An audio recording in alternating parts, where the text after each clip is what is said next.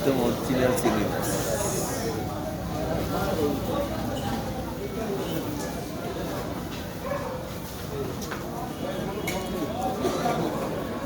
coral মাছ, রুই মাছ, এটি যে বড় কোরাল,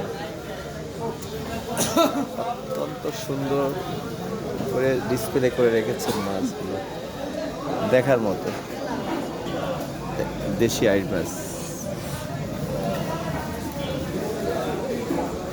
রুই মাছ, একদম বরিশালের সরসিংড়ি, একদম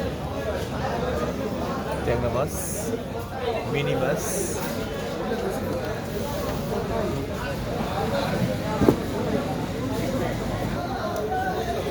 কোরাল মাছ, একদম তাজা কোরাল,